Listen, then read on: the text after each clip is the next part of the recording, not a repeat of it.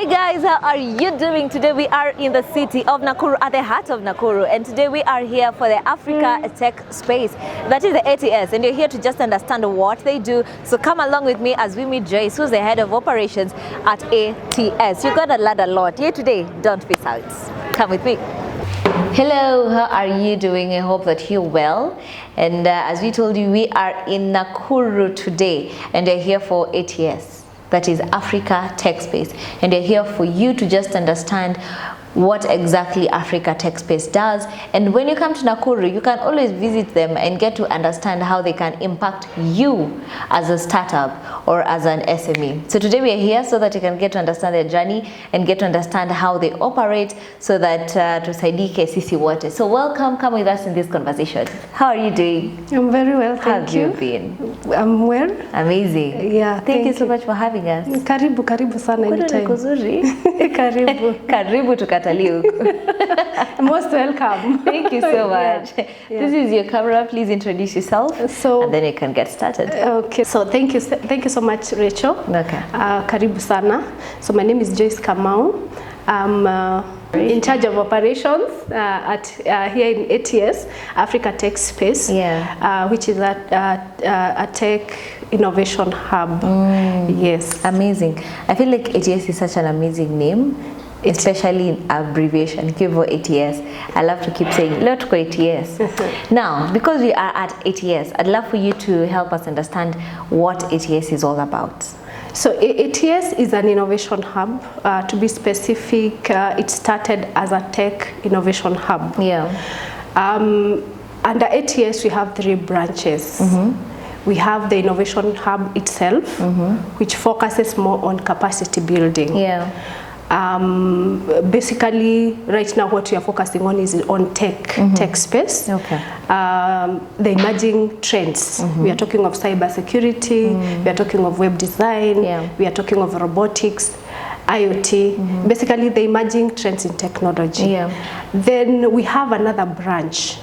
Maybe it's good for me to say, when we talk of innovation hub, we are focusing on the ages of over 18 years, someone who has an ID, either someone from Form 4, someone who has gone to college or university and would want to capacity build. And then we have ATS STEM Center. So STEM Center is for kids. So usually, again, the same aspect there. So we are looking of course, STEM is science, technology, engineering, and mathematics. So we have a center for kids. This usually happens every Saturday. We have trainings happening every Saturday. We have boot camps over the holiday. And again, we focus on the same areas. We are talking of web design. We are talking of IoT, especially. At one time we were doing science, but now we are focusing on technology. So that is another branch. And then we have the BPO. So BPO is our new baby under ATS, upcoming. So we are looking at, of course, the BPO is all about outsourcing. So that is what we are venturing into. So ATS has those three branches. That's very interesting. We'll talk about how ATS came about, but let's first start here, the STEM. That's a very amazing initiative, and you'd want to know, why exactly did you decide, or as an organization, why did you decide to have the STEM under ATS?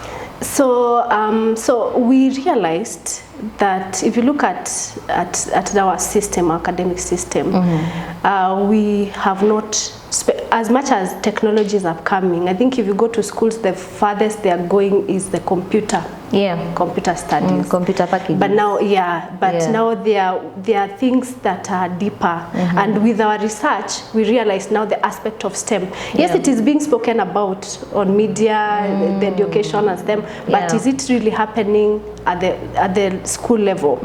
So we took advantage of that, and we realized that actually these things have been happening.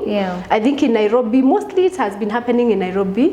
In Nakuru, I think there's a gap. So we decided to venture into it.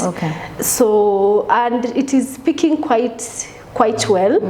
We have now kids who we have been able to do not just tech, but we've started integrating even art. So these kids are also doing art. So it's pretty amazing, and also amazing what these kids can do at such a... I was about to ask. That's such a young age. Very, very young age, but they're able to come up with these simple games. The blocks, they do these blocks and all that. Yeah, it's really amazing. Yeah, and interesting. Very interesting. Yeah. Why do you feel that is important to train these kids at a very young age, yet you can get trained at like campus or after campus? Why do you think it's important to start that at a very young age? I believe it is quite important because I think majority of us we did study a lot of things, and then reaching out there, some of these things we did not even apply it. And also there is that aspect of interest on these kids, because number one, the interest has to be there. So you find that for example, a small kid, give this kid a phone and see what they can do. So do we really have to wait till the end for them to be exposed to these things? So and you find that you can be able to identify these talents as early as practically possible. So you find what they are actually. Let's look even at art. You know, art is something that is in it. So you find the kind of things that some of these kids can do, and you see that is something that you can build if as a parent you get to know about it. And with the holidays, we take advantages of the holidays. You know, kitambo, kids would be sent to the grandmas in the village, or they're left. Nowadays we have the working moms, the working dads. So you're left with the house help or the house manager or the nanny in the house, and it's TV from morning to evening, and we know the negative impact of that. So you take this kid to such a place, and then they learn, and because especially for robotics, it's, you know, they have very small. I find them with very small things trying to you know, to connect, and it broadens their development in terms of mind, and then you tend to identify the strength of this kid, and really and you're able to nurture it from such an early age. And I feel like with that, they will create impact at a very young age. They'll start creating impact mapema sana. And like for us to wait back at what 20 that's really nice. So what inspired the establishment of ATS? So the inspiration of ATS was I think it's good to give the history. It developed from Rift Valley Institute of Business Studies, RVIBS. And RVIBS is a TVET institution. And for a TVET institution, the exams that, for example, the curriculum, the exams, everything is from the government bodies. We have the NEC, we have the CASNEB, and so on. And so we realized a gap. The curriculum, what is being taught in the curriculum is a way behind than what is actually applying. If you look at, for example, the languages that are being taught in ICT specifically, and what is in the ground, then you find there's a big gap. So it's like, you know, teaching someone something, and then this person goes to now the workspace, and they are not connecting the dots. So we started with what we still call them that, value addition. And value addition is basically looking at what the industry needs and what we are currently offering. And then now we are able to fill in the gap. And now with the ICT, we were able to now come up with the ATS Center or Innovation Center. And the main objective was for capacity building, to bridge that gap. So it has now grown. We're able now to even bring even people from campus, graduates who have finished they have graduated. But the technical know-how is missing. So we are using that space to ensure that we bridge that gap. Amazing. So what are some of the programs that ATS offers to startups or people who have already started but they are small businesses, the SMEs? What are some of these programs that you offer that helps them? So Karen, let me speak of a specific one, the latest project that we had. We were focusing on cybersecurity. We had web design. We had IoT. We had graphic design. We had digital marketing. So we would, the main purpose here was not, the result was not the exam, because we didn't even have an external exam. The end process was you are required to come up with a project, come up with a business plan that can be implemented. So what we were doing, we had trainers who are qualified, both they are trainers and they have connection in the industry. So they had to teach these students the technical skills, and then they gave them the space to implement what they had learned. So that's networking in a way as well. And then in addition to that, we had to add entrepreneurship, not the normal entrepreneurship that we know, but entrepreneurship that included them being able to develop business plans, learning how to manage a business, the issues of budgeting, finance, and all that. Because if you look at the Kenyan space, the employment, the unemployment rate is very high. It is. So yeah, it is. So you find that now, if you come from university and you know the mentality is I'm looking for a job, but now we wanted to change that notion to I can be able to create my own job, and we have seen them doing amazing things. Some of them have actually formed groups. They are now being consulted to do graphic design, digital marketing. You know, others had businesses, but they were outsourcing some of these services. Now they can be able to do that on their own. So the main goal of the hub is to bring out what do you call job creators, people who can employ themselves other than job seekers. So that is our main goal. Yeah, that is our main goal. And the thing with this is that they will be employers at the end as well. So that is really a good initiative where you're solving the unemployment in Kenya, because that is a whole discussion. That's a whole other discussion. Actually, there's this one lady who had a cyber. So when she was coming, the issues to do with graphic design, the posters and all that, she had to outsource. But now she came in under graphic design. So because they were in groups. So now kazi kikuwa mingi, she calls the other members, they help, and so it's quite a wonderful, it's a wonderful thing. Now, ATS is also under ASEC. How have you benefited from that? So yes, it is under ASEC. There has been a number of trainings. We will not say we have benefited the way we would want to benefit, but we have attended a number of trainings, especially for entrepreneurship.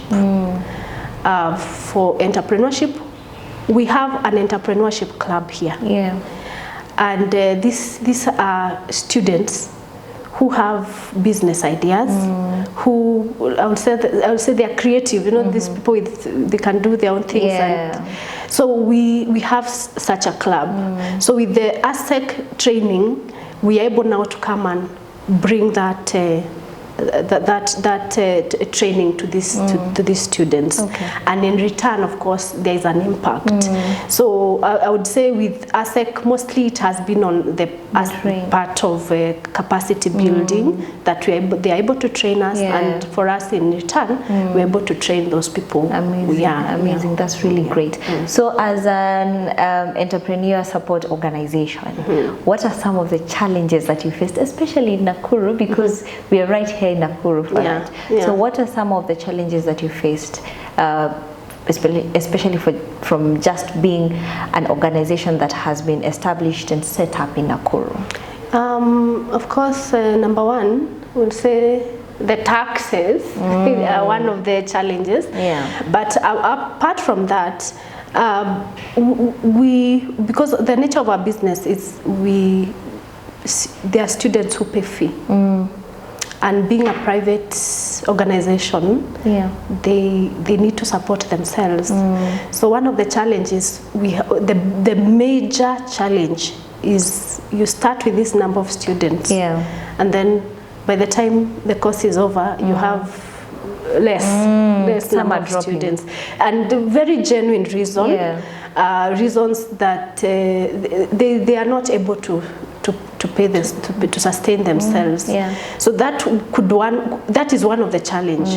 Number two challenge is also the aspect of we are working with, or these students, you'll find they are working, so sometimes kazi inaleta shida. So, and you cannot, there's nothing you can do because this person is very genuine. I will not be able to come because of ABCD. So that also has been a challenge. But I think the biggest challenge is funding. We are trying as much as possible to try and seek funders, grants, and so on. Amazing, amazing. And I know at the end we'll be having, in just a short while, in some minutes, we'll be having a success story of ATS, which is so amazing, and it's good for you to listen to that as well. But as ATS, I've seen that you are also collaborating with other organizations. How has that benefited you, and why is it important for other issues to just not work alone but collaborate with other people?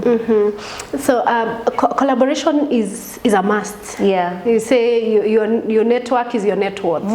That's what we say. And the reason why is, number one, information. Especially in tech space, information, you know, things are changing very fast. And I think one of the key objectives of ATS actually was to bring the ecosystem closer to people. I think in terms of especially tech networking events, I think that is mostly had in Nairobi. Nairobi, I think there are many each and every other weekend. But I would say in Nakuru it has not been embraced very well. I think under ATS we've been able to do around 3 networking events last year, where we are able to bring these SMEs, those guys who are guru in the industry, so they get to interact.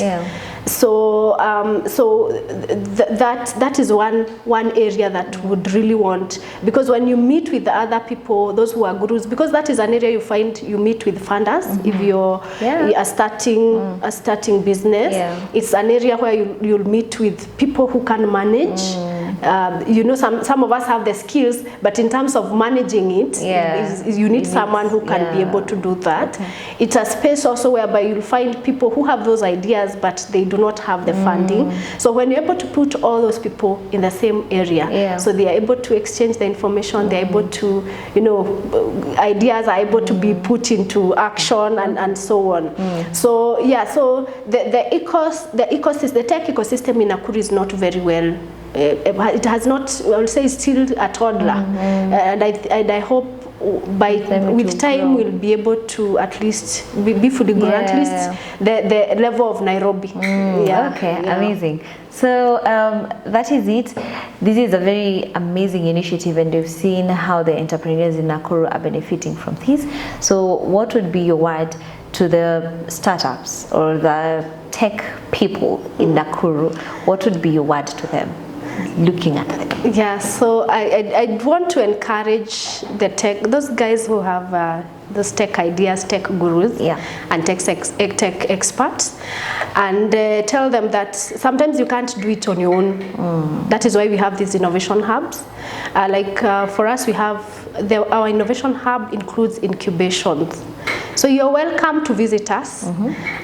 You're also welcome to join ASEC, because in ASEC, again, with the trainings, with a lot of gatherings that are there, people are able to meet and they're able to exchange ideas, they're able to build each other, and I think that's the only way we can grow. So I think don't just sit there and say, I have an idea, I'm looking for funds. There are people who have funds, they are waiting for that idea. So network, get to join these memberships. They are very beneficial, especially for collaborations and partnership. I think that's what I'll say.